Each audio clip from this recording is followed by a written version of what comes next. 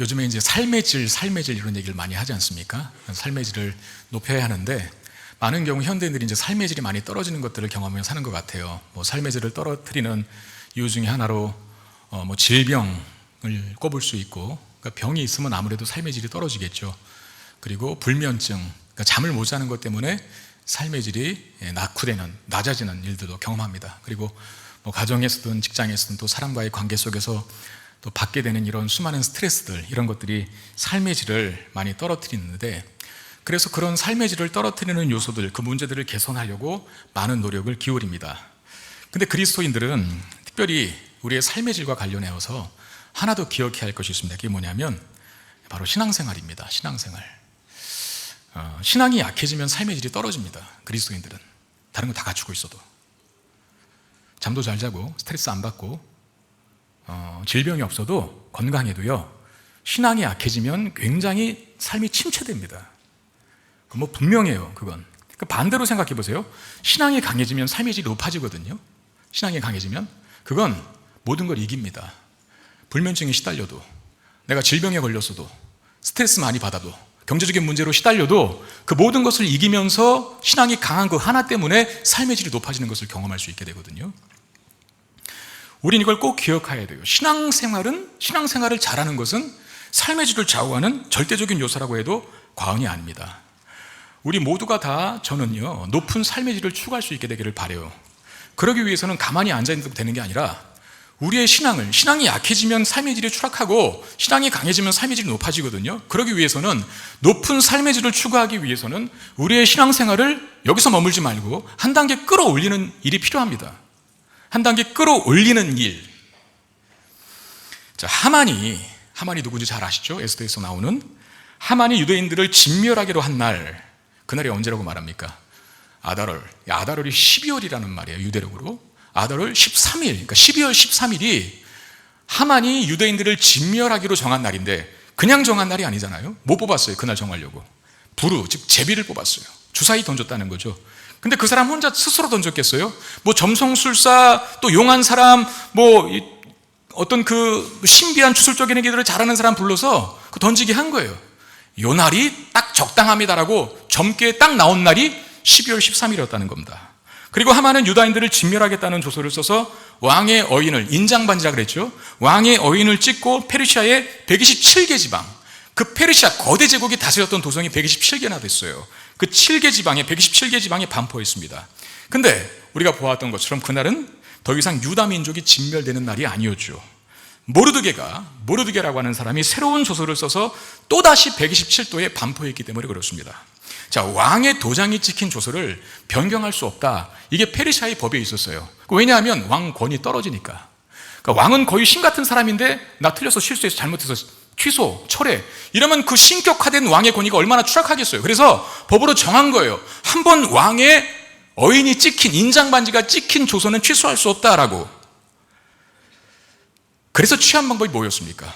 에스더가, 왕이시여, 제발 하만이 보낸 조서를 처리해 주시고 취소해 주십시오라고 했을 때 왕이 그건 안 된다라고 말하면서 방법을 하나 제시해 주잖아요. 내가 모르드게에게 인장반지 줬잖아. 그 모르드게 마음대로 다시 조서 써서 인장반지 찍어, 그리고 다시 보내. 그 대안을 제시해 주지 않습니까? 그러니까 앞에 조서를, 하만이 보낸 앞에 첫 번째 조서를 무력화시킬 수 있는 새로운 조서를 반포하라, 이런 대안을 제시해 준 거죠, 왕이. 하만이 쓴 첫 번째 조서는 유다인들을 진멸해라, 이 메시지였어요. 모르드게가 쓴 두 번째 조서는 유다인들을 진멸하려고 하는 자들을 진멸해라, 이거죠. 이해 가시는 거죠? 네. 첫 번째 조서가 유다인들을 진멸해라, 두 번째 조서는 같은 날 유다인들을 진멸하는 자들을 진멸해라. 그러면 왕의 조서가 취소되지 않고 두 번째 조서가 첫 번째 조서를 무력화시키는 그런 일을 할 수 있다는 거죠. 그 두 번째 조서대로 유다인들을 치려는 자들을 향한 심판이 시작됩니다. 12절에 보면, 오늘 9장 12절에 보면, 왕이 왕후 에스더에게 이르되 유다인이 도성 수산에서 이미 500명을 죽이고 멸하고 또 하만의 10 아들을 죽였으니 왕의 다른 지방에서는 어떠하겠느냐 그랬어요. 왕이 에스더에게 하는 말이, 거사를 치른 다음에, 야, 도성 수산에서만 500명 죽였다며, 야, 도성 수산에서만 이 정도 죽였으면 다른 지방들은 얼마나 많이 죽였겠니? 이거 다 합하면 얼마나 많겠어. 그리고 수산성에 아마도 하만의 10명의 아들들이 살고 있었나 봅니다. 그들도 죽였대요. 참 어떻게 보면 완벽한 승리 아닙니까? 왕이 치하할 정도로, 야, 드디어 너희들 원수들 다 갚았지? 이제 홀가분하고 후련하겠다 라고 왕이 에스더에게 말하는데, 근데 에스더가 뜻밖의 만족 못합니다 라고 뭐래요?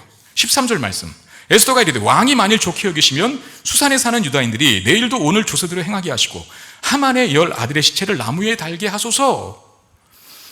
에스더가 만족을 못하면서 왕에게 부탁하는 게 뭡니까? 오늘 조서를 내일 하루도 연장시켜 주십시오. 아직 죽일 놈들이 많이 남았습니다. 그런 말이거든요.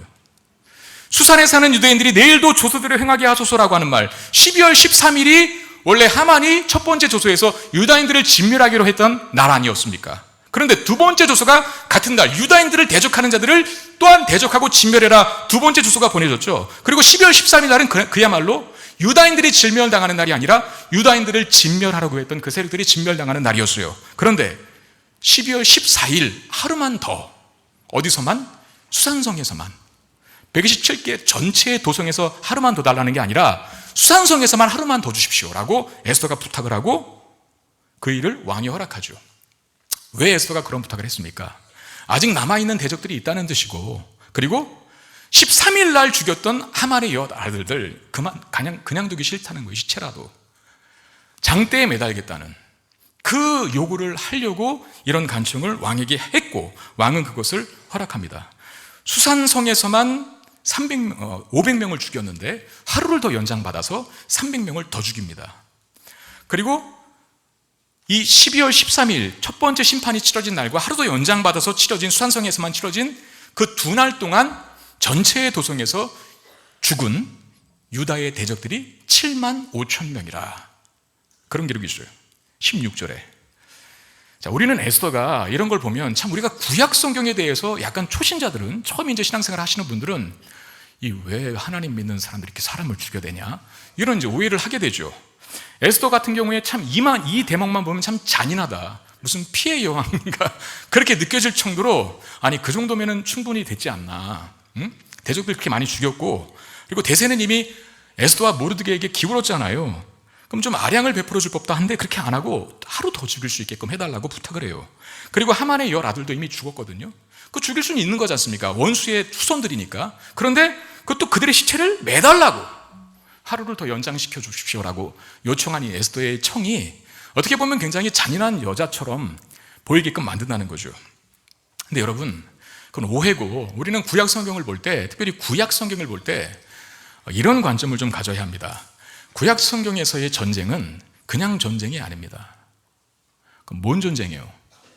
영적 전쟁입니다. 영적 전쟁의 뜻은 뭘까요? 보이지 않는 악과의 싸움이라는 거예요. 보이지 않는 죄와 보이지 않는 악과의 싸움, 거기에 자비를 두어서는 안 돼요. 죄와 악에 자비를 둔다? 그다음은 다시 잡아먹힙니다. 그 자라난 죄와 악 때문에. 그런 차원에서 구약시대의 전쟁은 단지 사람을 무자비하게 죽이는 것으로 생각할 것이 아니라 죄와과의 싸움이라는 사실을 기억해야 합니다. 그런 차원에서 볼 때 하루만 더 대적자들을 진멸하게 해달라는 것과 하만의 아들들의 시체를 나무에 매달려고 하는 것은 죄악을 완전히 제거했음을 선언하는 상징적 행위라는 거죠. 여러분, 하만은 누구의 후손이라 그랬습니까? 거슬러 올라가면 하만은 아말렉 족속, 즉 아각 왕의 후손이거든요. 모르드게와 하만이 계속 대결 구도를 그리고 있는 이유가 과거 조상적부터 원수지간이었기 때문에 그래요. 하만은 아말렉 족속 아각 왕의 후손이고, 모르드게는 그 아말렉 족속을 진멸하라고 명령을 받았던 사울 왕가의 후손이에요. 근데 사울 왕이 하나님으로부터 아말렉 족속을 진멸하라는 명령을 받았는데 그 진멸이 뭡니까? 살아 호흡하는 모든 것들을 다 죽여라. 인간뿐만 아니라 가축들까지 생명 있는 모든 것들을 다 목을 베라라고 하는 명령이거든요. 그게 진멸, 헤렘 전쟁인데 사울이 그렇게 해요, 안 해요? 안 하잖아요. 아가광 살리고 보기 좋은 가축들 다 살려둡니다. 지금 몇백 년이 흘렀어요. 그 후손들은 우리 조상 사울 왕의 실패를 너무나 잘 아는 거야. 그거 살려뒀더니 하나님 말씀에 온전히 순종하지 않고 진멸 전쟁을 안 했더니 여전히 이 대결 구도가 같이 가는 영적 전쟁이 끊이지 않는 모습 보면서 야, 우리는 조상들이 범한 실수 범하지 말자. 그리고 직멸 전쟁을 하는 거예요. 그 싹까지 다 잘라버리는, 뿌리까지 다 캐버려 없애버리는 이런 전쟁을 하는 거죠. 덧붙여서 유다인들이 그들의 재산에 손을 대지 않았다라고 하는 표현이 10절, 15절, 16절, 9장 10절, 15절, 16절에 반복되거든요. 대적들을 죽인 다음에 이상하게 그 표현이 반복되는데, 반복되는 건 강조입니다. 왜 그렇게 강조했을까? 그들의 돈에는 손대지 않았다. 그들의 재물에는 손대지 않았다. 그들의 어떤 재산을 노량물로, 전리품으로 가지고 가지 않았다라고 하는 말이, 그런 표현이 반복되는데, 그 표현이 반복되는 이유가 뭡니까? 여러분, 대부분의 모든 전쟁은요, 거의 그래요. 인간의 탐욕 때문입니다. 뭐 겉으로는 그럴싸하게 포장하죠. 대의와 명분 운운하면서 여러 가지 포장을 하지만 결국은 다 자국의 이익이거든요. 여러분, 한번 뉴스 한번 보시고 조그만 책 한번, 신문 한번 읽어보세요. 금방 알거든요. 지금 우크라이나하고 러시아 전쟁도 그렇고, 이스라엘과 중동 전쟁 간에도 그렇고, 무슨 대의 명분이 거기 솔직히 어디 있습니까? 포장을 그렇게 하죠. 다 정치 생명 연장하려고 하는 거, 그거 아시잖아요. 그리고 자국의 실리 추구를 위한 전쟁이라는 거 아시잖아요. 땅 더 뺏어서서 자신들이 입지를 더 굳히고 빼앗은 땅만큼 더 많은 자원을 갖기 위한 싸움인 거예요. 모든 인간의 전쟁이 다 그 탐욕이 근민해 있습니다. 대적들을 죽인 후에 그 대적들의 재산을 빼앗는 게 사실은 모든 인간의 탐욕설인 전쟁의 결과죠. 그러나 오늘 이스라엘 백성들이 벌이는 전쟁은 탐욕 때문만이 아닙니다. 탐욕 때문이 아닙니다. 대적들을 죽인 후에 그들의 재산에 손을 대지 않았다 라고 하는 표현이 3번이나 반복되는 것을 보면, 이 전쟁의 유일하고도 순수한 목적은 뭡니까? 죄와 악을 진멸하는 전쟁이라, 이거밖에 없다는 거예요. 여러분, 이게 우리에게 필요한 자세가 아닐까요? 특별히 요새 현대의 그리스도인들에게 죄와 악에 대한 단호함, 철저한 제거, 우리 그걸 잘 안 하려고 하기 때문에 오늘 이 시대에 우리에게 들려주는 강력한 메시지 중에 하나가 아닐까 생각합니다. 죄에 대한 단호한 태도 말입니다. 강학종 목사님이 쓰신 책, 허락하신 새 땅이라고 하는 책이 있습니다. 제가 다 읽어본 건 아닌데 어디서 본 글이에요. 이 책에 있는 내용인데, 존 비비어 목사님이라고 어느 한 목사님이 한 교회에 초청되어서 집회를 인도했습니다. 이 존 비비어 목사님이. 근데 집회 후에 그 교회 중직자 한 명이 찾아와서 그 집회를 인도한 소위 이제 부흥 강사죠. 그 부흥 강사 목사님에게 상담을 한 거예요. 내가 신앙생활 하면서 어떤 죄악된 습관들을 다 끊어버렸는데, 여러 가지 이제 죄악된 습관에 가지고 살다가 예수 믿어서 중직자가 됐으니까 이런저런 과거의 습관들을 다 끊어냈는데 유독 한 가지만 여태 못 끊고 있다는 거예요. 그게 뭘까요? 담배를 못 끊는다는 거예요. 이걸 위해서 내가 그렇게 기도를 했고, 참 이게 힘들다. 왜 하나님께서 이걸 빨리 안 끊게 하시는지 모르겠다. 그런 고민을 상담을 했어요. 그러던 어느 날 전도 집회가 또 있어서 자기의 친구를, 이 중직자가, 담배를 끊지 못하는 중직자가 자기 친구를 전도 집회에 초청을 했대요. 그런데 그 친구가 전도 집회에서 은혜를 받고 뒤집어져서 다 끊었대요. 심지어 담배까지, 자기는 못 끊고 있는 담배를 전도 집회에 초청한 친구가 담배를 끊은 거예요. 그러니까 이 중직자가 얼마나 하나님께 서운했겠습니까? 아니, 하나님, 저는 이렇게 오랜도록 기도하면서 헌신 봉사했는데 왜 제게는 담배를 끊을 마음을 안 주시고 끊게 못 하시더니 왜 제 친구는 한 번에 그렇게 끊게 만들어 주십니까? 하면서 하나님 앞에 이 서운한 토로의 기도를 드렸대요. 그때 그 중직자에게 하나님께서 하시는 말씀이 들렸답니다. 뭐라 그랬냐면, 네가 아직도 그것을 좋아하기 때문이다. 잘 들어보세요. 하나님 왜 저를 안 끊게 해주십니까? 너 아직 그거 좋아하잖아. 못 끊는 겁니까? 안 끊는 겁니까? 자, 못 끊는 것과 안 끊는 것은 차이가 큽니다. 우리가 죄에 대한 태도를 그렇게 갖고 있지는 않습니까? 죄에 대한 단어음 없이 죄를 허용하고 심지어 즐기기까지 하는, 나만 알고 있는 죄는 없습니까? 근데 여러분, 그것이 지금 이 에스더가 하루만 더 줘서 모든 죄와 악을 다 처단하게 해달라고, 그리고 모든 죄와 악으로부터 승리를 거머쥐어 놓으라고 선포하는 행위로서 하만의 열 아들들을 장대해달라고 했던 그 행위, 그 믿음의 태도, 우리 그게 있냐 물어보는 겁니다. 만약에 그런 태도로 여러분들이 우리 안에 있는 은밀한 죄를 끊어내지 않으면 그것이 항상 우리의 영혼과 삶의 질을 높이는데 굉장히 큰 방해가 된다는 거, 또 우리의 인생의 앞길을 막는 장애물이 될 수도 있다는 거, 그것 때문에 발목 잡혀서요 가야 될 길을 못 갈 때가 있다는 거예요. 여러분, 우리나라도 보면은 뭔가 이렇게 국가의 요직에 세울 때 하는 거 있잖아요. 항상 장관 세울 때 하는 거 항상 있잖아요. 청문회, 인사청문회 한번 보세요. 요새는 케이블 TV가 하도 잘 돼 있어서 국회 채널이 따로 있어요. 국회 방송이라고. 한번 보세요. 그 청문회 자리 늘 방영해 주거든요. 그게 어려우면 유튜브라도 한번 보세요. 치고 들어가서. 한 번도 저는요, 당신은 참 훌륭합니다. 당신은 장관 될 자격이 충분합니다. 아무리 털어봐도 먼지 하나 안 나오네요. 참 순결하고 청렴하고 깨끗한 삶을 사셨으니 당신은 이 일을 감당할 자격이 됩니다라고 박수 치면서 끝냈던 청문회 한 번도 못 봤어요. 그런 청문회 보신 분 저한테 신고해 주세요. 저는 못 봤거든요. 한 번도. 다 싸우고 지지고 볶고 괜찮은 사람 같은데 뭐 터니까 막 나오는 거야. 야, 저 사람이 저런 사람이었어? 그러면서 국회의원들이 못하게 하는 것들이 이해가 되게 만드는 일들이 너무나 다반사로 우리 주변에서 일어나고 있지 않습니까? 그런 거죠. 좀 올라가야 되는데, 인생 위로 치고 올라가야 되는데 끊어내지 못하고 있는 불법과 끊어내지 못하고 있는 과거의 어떤 불의함과 우리 안에 있는 그런 영적인 죄의 문제들이 뭔가 도약해야 되는데, 올라가야 되는데, 삶의 질을 높여야 되는데 이게 잡아당기는 거예요. 죄가. 여러분, 우리 안에 있는 죄도 마찬가지입니다. 끊어내지 않으면 영적인 성숙과 도약에 큰 장애물이 되고 말아요. 항상 그곳에 발목을 잡혀요. 우리 어린이집 보면 그 옆에 보면 큰 그 공터가 하나 있어요. 여러분 그거 보세요. 저는 올 때마다 그거 볼 때마다 가슴이 아프고 기도하는데 하나님 저 땅 우리에게 주십시오라고 기도를 하는데 그게 잘 안 돼요. 사실 작년 3월에 그 어린이집 옆에 공터 그 잡풀 다 제거했었습니다. 민원 넣어서. 쓰레기장이 되어버리는 거예요. 관리 안 하는 땅처럼 보이니까 여기저기 무단 쓰레기 투기 막 하는 거예요. 그래서 행정목사님이 전화를 걸어서 시에다가 민원이 들어가서 다 싹 베어줘서 깨끗하게 청소해 줬었습니다. 그게 작년 3월이에요. 이따가 내려가면서 다시 한번 보세요. 어떻게 됐나. 왜 그럴까요, 그게? 지금 잡풀과 막 이 덤불이 또 무성하게 막 올라와 있거든요. 왜? 뿌리까지 제거를 안 하면 그렇게 됩니다.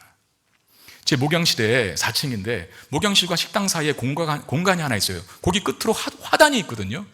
우리 일남전도의 어르신들이 환경미화위원회과 협조해서 그 막 교회 안에 있는 어떤 조경 작업, 뭐 잡풀 제거 이런 것들을 막 해주고 계셨어요. 제가 안식월 보내기 전에 자꾸 무슨 소리가 나는 거예요, 밖에서. 그래서 뒷문을 열어봤더니 우리 일남전도의 어르신들이 거기에 막 올라가서 다 잡풀을 제거하고 계시더라고요. 근데 깨끗하게 다 치워버렸었어요. 감사합니다. 제가 또 음료수 주고 그랬거든요. 기도도 해드리고. 안식월 갔다 와서 지금 어떻게 됐을까요? 똑같이 또 자라나 있어요. 그 오해는 마세요. 다시 청소해달라는 건 아니니까 오해는 마시고 그냥 두세요. 그냥 보기 좋더라고요. 그게. 그런 거죠. 그게 완전하게 제거를 안 하면 조금 지나면 또 올라옵니다. 왜 에스더가 피해 여왕처럼 굴었을까? 왜 에스더가 이렇게 잔인하게 하루만 더 줘서 대적자들을 진멸하게 해달라고 기회를 더 달라고 했던 이유, 그리고 대적 하만의 아들들까지 죽였으면 됐지 그거 왜 장대에 다나? 왜 그랬을까? 왜? 죄와 악에 대한 단호함, 이걸 보여주기 위함이죠. 에스더가 그렇게 했던 것처럼 여러분, 우리도 우리 안에 있는 모든 죄, 하나님과 나만 아는 은밀한 죄를 철저하게 제거해야만 합니다. 그러지 않으면 그게 자꾸 내 인생의 장애물이 돼요. 내 영혼의 성숙에 방해를 줘요. 지장이 된다는 겁니다.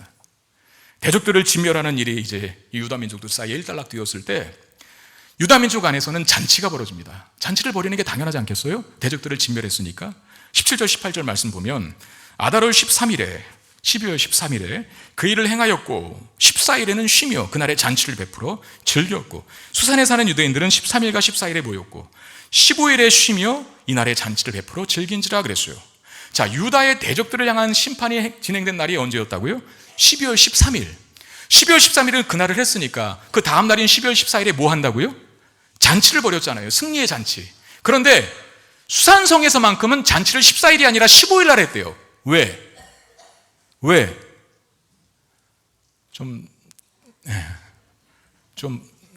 피드백을 해주세요. 14일에 진멸을 했고 13일에 진멸을 했고, 죄송합니다. 제가 숫자에 자꾸 약해서 헷갈리네요. 12월 13일에 진멸을 했고 14일 날 전국 도성에서 잔치가 벌어졌어요. 그런데 수산성에서만큼은 14일이 아닌 15일 날 잔치를 했대요. 왜? 하루 더. 그렇죠. 그러니까 다른 도성에서 잔치를 벌일 때 수산성에는 뭐 했습니까? 여전히 진멸 전쟁을 하고 있었죠. 그리고 진멸 전쟁을 완전히 끝내고 15일 날, 그러니까 14일과 15일 두 날 동안 잔치가 벌어진.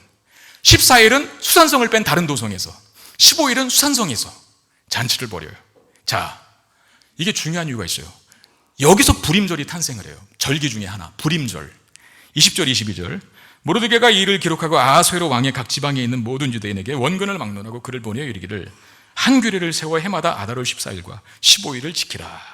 이달 이날에 유대인들이 대적에게서 벗어나서 평안함을 얻어 슬픔이 변하여 기쁨이 되고 애통이 변하여 길한 날이 되었으니 이 두 날을 지켜 잔치를 베풀고 즐기며 서로 예물을 주며 가난한 자를 구제하라 하며 그랬어요. 자, 26절도 한번 보십시오. 26절. 무리가 부르의 이름을 따라 이 두 날을 부림이라 하고 그랬어요. 자, 부르 그리고 부림이라고 하는 단어가 나왔어요. 자, 부르가 아까 제가 뭐라 그랬습니까? 부르가 주사위, 제비 뽑기. 하만이 유다 민족들을 멸할 날로 주사위를 던졌고 제비 뽑았다 그러지 않습니까? 그 부르가 제비 뽑다, 제비 또는 주사위라는 뜻이 있거든요. 그러면 부르절이라고 하면 되죠. 왜 부림절이라고 했는가? 이스라엘 백성들이 한 날만 잔치를 한 게 아니라 두 날, 자신들의 대적을 이기고 승리하여 기쁨의 잔치를 벌인 날이 14일과 15일, 즉 두 날이었기 때문에 복수인 부림을 씁니다. 부르는 단수고 부림이 복수예요. 그래서 부르절이라고 안 하고 부림절이라고 하는 겁니다. 아시겠죠? 그렇습니다. 부림절은 대적으로부터 벗어났을 뿐만 아니라 오히려 그 대적들을 반대로 이스라엘이 심판하는 날이 된 날, 그야말로 슬픔이 변하여 기쁨이 되고 애통이 변하여 길한 날이 된 것을 기념하고 기억하는 절기가 부림절이라고 하는 겁니다. 근데 여러분 한번 생각해 보십시오. 이런 반전 드라마 같은 이런 놀라운 역전의 그 승리, 이게 그냥 우연이 된 겁니까? 에스더와 모르드게의 탁월한 실력과 어떤 지략으로 인하여 만들어진 결과입니까? 아니잖아요. 그냥 우연이 된 것도 아니고 어느 한 사람의 걸출한 실력으로 이런 놀라운 역사를 만들어내는 게 아닙니다. 우리는 지난 5일 동안 특별 새벽 기도회를 통해서 에스더 전체를 보면서 매 사건마다 이 에스더 전체에서 드러나는 매 사건마다 보이지 않게 간섭하시는 하나님의 섭리의 손길이 있었다는 것을 보았죠. 하나님의 섭리의 손길. 에스더가 왕후가 된 거 그냥 된 게 아니라는 거죠. 그에게 아름다운 미모를 주신 하나님께서 이유가 있어서 주신 거예요. 하나님의 보이지 않는 섭리 때문에 에스더가 왕후가 되었습니다. 왕이 그리고 이미 에스더에 대한 열정과 사랑이 식어져 버린 상황에서 에스더 그거 토로했잖아요. 30일이 지났는데도 왕이 나 한 번도 안 불렀다. 그 난 못 간다라고 모르드게에게 하소연을 했을 때 죽으면 죽으리라 하고 나가잖아요. 근데 여러분 30일 동안 안 본 아내가, 여성이 30일 안에 갑자기 보는 순간 열정이 불타오를 수 있는 경우가 있습니까? 생각해 보세요. 근데 그날은 유독 에스더가 왕의 눈에 어마어마하게 아름답게 보였어요. 왕이 귤을 내밀고 내게로 와라. 너 원하는 게 뭐냐? 내가 나라의 절반이라도 주겠다. 그 30일 안에 변화가 도대체 어떤, 에스더가 무슨 화장품을 썼길래 도대체? 에? 무슨 명품 화장품을 써서 그런 겁니까? 하나님의 섭리예요. 그 왕의 눈에 뭐가 씌어서 하나님 뭐를 씌우게 만들어서 에스더를 놀라운 아름다움을 소유한 여자로 보이게 만든 거예요. 저는 그렇게 믿습니다. 예? 그리고 모르드게가 왕의 암살을 막은 엄청난 공적을 바로 보상받지 못하고 무려 4년이 지나서 받게 된 거. 그 페르시아라고 하는 거대 제국에서 왕의 죽음을 막았는데 그건 어마어마한 보상을 바로 직결해서 해줘야 되잖아요. 근데 그걸 4년 동안에 안 해줬대. 더욱 중요한 거, 그 늦어진 보상이 모르드게를 죽음의 순간에서 건져내게 만드는 보상이 되었다. 이런 기가 막힌 타이밍을 누가 만듭니까? 이걸 우연이라고만 볼 수 있겠습니까? 그리고 하만이 에스더에게 목숨을 구걸하는 장면이 왕의 눈에는 왕후를 강간하려는 것처럼 보이게 만드는, 하필 하만이 엎드려서 에스더에게 살려주세요 그러고 왕이 딱 그때 또 그 순간에 딱 절묘한 타이밍에 들어와서 뭐야 너 왜 내 아내를 겁탈해라고 보이게 만든 거, 보이지 않는 영역 속에서 그 배후에 역사하신 하나님의 일하심과 개입하심과 간섭하심이 있었기 때문에 가능해진 일이라는 겁니다. 모르드게도 알았어요. 그것을. 그 모든 일의 배후에 하나님의 섭리가 있었다는 것을 말입니다. 그래서 부림절이라는 절기를 지키자라고 말한 거죠. 22절 하반절을 다시 한번 보십시오. 이 두 날을 지켜 잔치를 베풀고 즐기며 서로 예물을 주며 가난한 자를 구제하라. 절기에 이제 승리했으니까, 우리가 대적들을 다 이겼으니까 뭐 잔치하자, 먹고 마시자, 즐기자, 이거 좋아요. 그런데 마지막이 뭐라고 합니까? 가난한 자를 구제하라 라고 하는 절기 때 행해야 할 일을 또다시 언급합니다. 한 가지 추가적으로 절기의 잔치를 누리고 먹고 마시는 것으로 끝내지 않고 가난한 자를 구제하는 것까지 나아갑니다. 여러분, 이스라엘 민족에게 있어서 가난한 자들을 구제하는 것은 아주 중요한 의미가 있습니다. 자, 신명기 16장 12절 14절 말씀 보겠습니다. 너는 애굽에서 종되었던 것을 기억하고, 저 노란 거로 표시된 그 말이 중요합니다. 너는 애굽에서 종되었던 거, 이스라엘 백성들의 태생이 그거라는 거예요. 과거에 애굽에서 노예 생활했던 것을 기억하래요. 그러면서 이 규례를 지켜 행할지니라. 너희 타작마당과 포도주 틀에 소출을 거두어 들인 후에 이래 동안 초막절을 지킬 것이요, 절기를 지킬 때에는 너와 내 자녀와 그 다음에 노비와 내 성중에 거주하는 레위인과 객과 과와 과부와 함께 즐거워해라. 이게 말하는 게 뭡니까? 그러니까 이스라엘 백성들이 가난한 자를 구제하는 행위는요, 단지 구호활동하는 게 아니고 착하게 살라는 말이 아니라 네가 과거에 어떤 존재였는지를 기억하는 행위였다는 거죠. 우리도 과부와 고아와 객처럼 노예 생활했던 사람들이었는데 하나님의 무조건적인 은혜로 말미암아 이만큼 발전했어, 이만큼 소유하게 됐어, 이만큼 놀라운 성장을 거두었어. 우리 스스로 이룬 결실이 아닌 하나님이 은혜로 주신 것들이야. 그러니 나도 가난한 자들에게 기꺼이 대가성 없는 베품, 이걸 하면서 자신들이 받았던 하나님의 은혜를 기억하라는 거죠. 불임절에 가난한 자를 구제하라라고 하는 요구에 내포된 뜻이 바로 그거 아닙니까? 하만의 악한 계략으로 죽을 수밖에 없었던 유다 민족을 하나님께서 은혜로 구원해 주셨다는 사실을 기억하게 하기 위한 절기. 그러니까 불임절을 지키라라고 했던 하만의 명령과 요구는 에스더서에 한 번도 하나님이라고 하는 명칭은 나오지 않지만 모르드게는 알고 있죠. 그 절기를 지킴으로 말미암아 이 모든 일들이, 이 모든 승리가, 이 모든 기적이 하나님의 은혜로 된 것임을 기념하자는, 기억하자는 그 의도가 담긴 겁니다. 여러분, 그렇습니다. 우리의 신앙의 진보, 우리의 삶의 질을 높이기 위해서 신앙의 진보가 필요하다 그랬는데, 그 신앙의 진보를 이루는 일, 그 일을 이루는 일 중에 아주 중요한 요소 중에 하나가 하나님의 은혜를 기억하는 겁니다. 기억은 뭐예요? 과거에 나에게 베푸셨던 은혜를 더듬어가는 거 아닙니까? 그 기억. 지금 우리의 신앙생활에서 매일 중요하고, 그 하나님의 은혜를 기억할 때 그리스도인들의 마음에 어떤 마음이 드냐면 감사와 찬양이 솟아오르고요, 그리고 감사와 찬양이 솟아오르는 동시에 그의 쌍과 같이 등장하는 두 가지 감정이 있어요. 그게 뭐냐면 기대와 소망입니다. 하나님께서 나에게 과거에 베푸셨던 은혜를 기억하면 마음이 푸근해져요. 감사와 찬양이 넘쳐나고요, 동시에 앞으로도 여전히 나를 지켜주실, 은혜 베푸실 하나님에 대한 기대와 소망이 생기게 되는 거거든요. 제가 지난 8월 안식일 기간 동안에 2주 동안 제주에 가서 한번 살아봤다는 얘기 드렸죠. 그때 있을 때 저희 일정이 없었던 시간을 하루 1박 2일로 가졌는데, 그게 뭐냐면 저희 부부가, 저와 집사람이 23년 전에 제주도에 있는 한 호텔로 신혼여행을 갔거든요. 거기를 한번 다시 가보자. 그 호텔이 있더라고요. 그리고 그 호텔에 다시 가서 하룻밤 묵자라고 하는 거예요.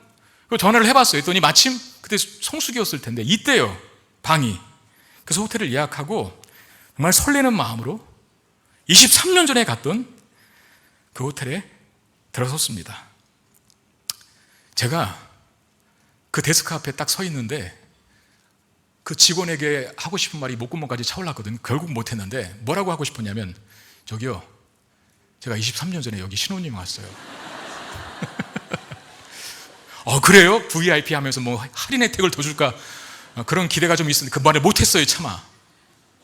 그리고 기다리는 동안에 그 로비의 소파에 앉아서 하나님 기도드렸어요. 뭐라고 기도했을까요? 하나님 감사합니다. 23년 동안 이혼하지 않고 잘 살게 해주셔서 감사합니다. 맞잖아요, 여러분. 이혼했으면 거기 갔겠어요? 이혼했으면 그 장소는 아주 뒤돌아보기도 싫은 장소가 됐겠죠. 그런데 평안하게 잘 살았으니까, 행복하게 잘 살았으니까 또다시 찾아간 거죠. 하나님 우리 부부의 관계를 지켜주셔서 감사합니다. 그런 마음의 기도를, 사실 그 호텔은요, 제가 신학생 때 결혼을 했거든요.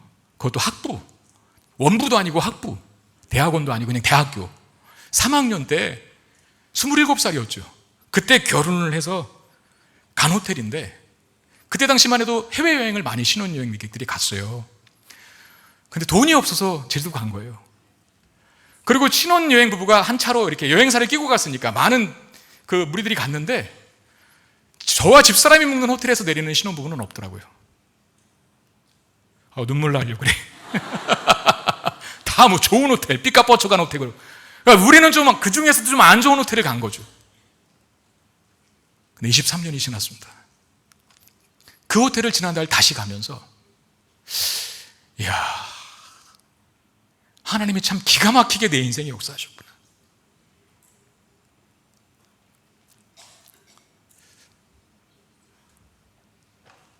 일부 예배 때는 안 울었는데 자꾸 눈물이 나요. 그리고 감사와 찬양의 마음이 막 솟아나고, 어쩌면 과거의 기억을, 은혜의 흔적들을 발견한 거잖아요, 제 입장에서는. 그러니까 내 마음에 감사와 찬양이 넘쳐나고, 감사와 찬양이 생기면 쌍으로 달려드는 두 가지 감정이 있어요. 뭐라 그랬어요? 기대와 소망. 하나님 나를 과거에 이렇게 인도하셨지, 여기까지 인도하셨지, 놀랍게. 그래, 앞으로 남은 23년도 모르겠어요. 제가 23년 남은, 은퇴하면 20년, 21년 정도만 더 하면 될 것 같거든요. 윤석열 대통령이 나이를 어떻게 좀 줄여나갔고 23년까지 하는지 모르겠지만 또 다시 시작되는 23년 동안 하나님 여전히 저를 지켜주시고 함께해 주실 줄로 믿습니다. 그런 기도가 절로 나와요. 우리는 자주 은혜의 흔적들을 발견하는 시간을 가져야 합니다. 그러기 위해서는 때로 여러분들의 삶의 속도를 좀 줄이세요. 천천히 가야 보이거든요. 정신없이 눈꽃에 바빠서 하나님의 은혜의 흔적들을 발견할 겨를조차도, 여유조차도 찾지 못하고 산다면 어찌 그 사람이 과거의 은혜의 흔적들을 기억하는 삶이, 그런 시간이 없는데 신앙이 진보할 수 있겠어요? 어떻게 삶의 질이 높아질 수 있겠어요? 때로 우리 삶의 속도를 좀 줄여야 할 필요가 있다는 거예요.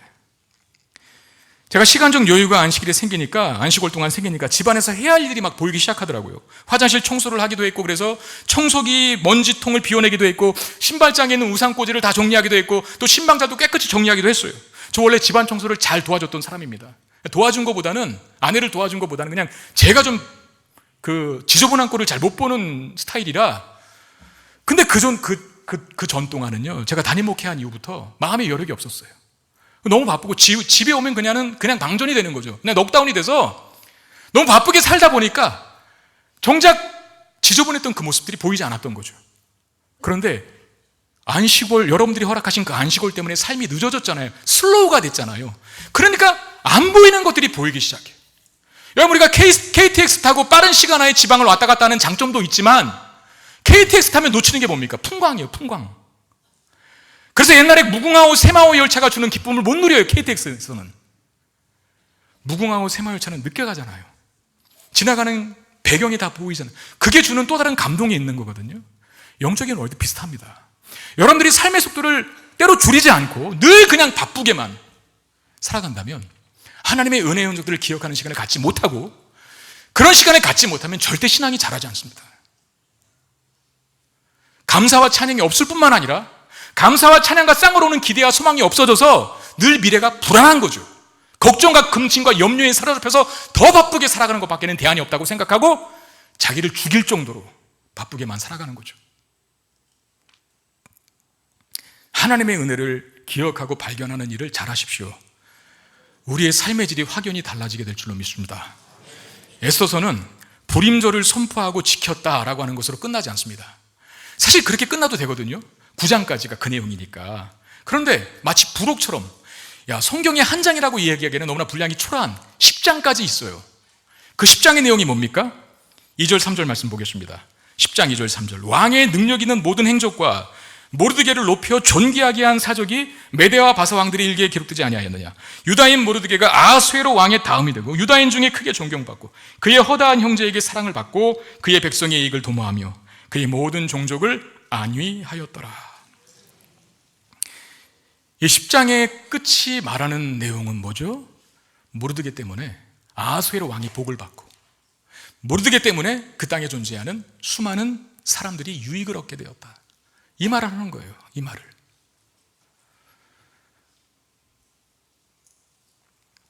한 사람이 복된 인생을 살아 그 복을 주변에 흘러보내서 절망과 죽음의 땅인 페르시아 땅을 밝게 비추는 역할.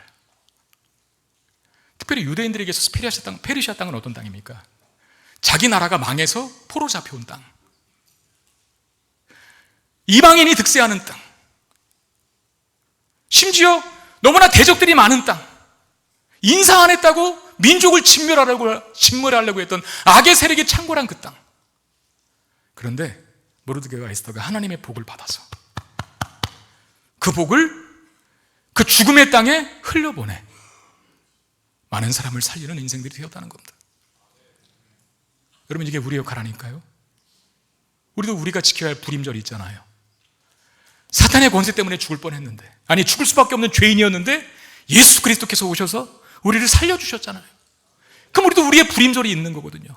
우리가 받은 최고의 복은 예수 그리스도가 나를 위해 죽으셔서 나에게 생명 주셨다는 그것일 겁니다. 그러면 우리도 페르시아보다도 어쩌면 훨씬 더 절망의 땅인 지금 우리가 사는 이 대한민국, 이 시대, 이 나라, 이 가정, 이 사회와 국가와 교회 살려내야 되지 않겠습니까? 에스더서는 마지막 10장을 통해서 우리에게 중요한 메시지 하나를 던집니다. 마지막 10장, 마치 부록처럼 보이는, 없어질 것 같은데 왜 이게 성경이 됐을까? 왜 성경이 추가됐을까? 이 10장의 기록이 메시지를 하나 던져요. 그게 뭐냐면, 이 어두워진 시기에 너 같이 어두워질래? 아니면 그 짙은 어두움을 배경으로 해서 찬란하게 빛을 발하는 인생이 될래? 에스더와 모르드게는 후자의 인생이 되었죠. 그 짙은 어둠의 땅을, 절망의 기운으로 가득한 땅을 소망의 노래가 울려 퍼지는 땅으로 바꾼, 여러분, 우리도 그 역할을 할 수 있게 되기를 주의 이름으로 축원드립니다. 절망의 땅에 울려 퍼진 기쁨의 노래, 단지 모르드게와 에스더, 유다인들만의 노래가 아니라 저와 여러분들이 오늘 지금 우리의 삶의 현장에서 힘차게 부를 수 있는 기쁨의 노래 되기를 주님의 이름으로 축원드립니다. 말씀 생각하며 찬양합시다. 우리의 인생 속에 절망과 아픔이 있다 할지라도, 물 가운데로 지나가는 것 같은, 불 가운데로 지나간 것 같은 두려움이 있다 할지라도 주님 나와 함께 하시고 보이지 않는 속에서 간섭하시는 그의 손이 우리를 붙들 때 우리 기꺼이 승리하며 죽음을 생명으로 바꿀 수 있습니다. 우리 그 믿음과 신앙의 고백을 담아서 같이 찬양합시다. 물 가운데 지날 때에도 침몰치 않으며, 불 가운데 행할 때에도 너를 상치 못하게 하시리. 너를 지명하여 부르신 하나님 큰 사랑, 너를 구속하여 살리신 하나님 내게 말씀하시네. 두려워 말라, 놀라지도 말라. 내가 어딜 가든지 무슨 일 만나든지 내가 함께하리라.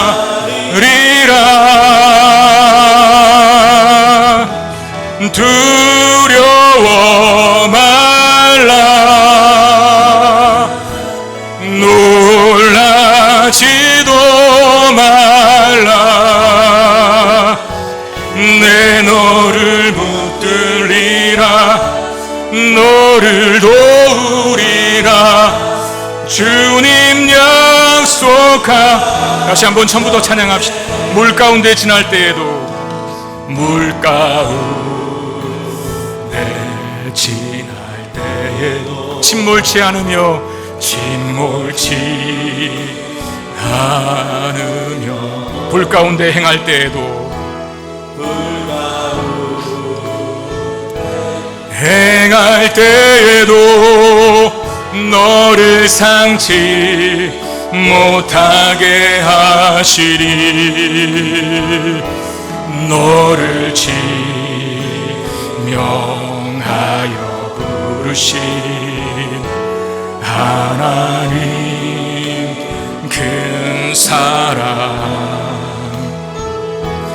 너를 구속하여 살리신 하나님 내게 말씀하시네. 두려워 말라, 두려워 말라, 놀라지도 말라, 놀라지도 말라. 내가 어딜 가든지 무슨 일 만나든지 내가 함께하리라.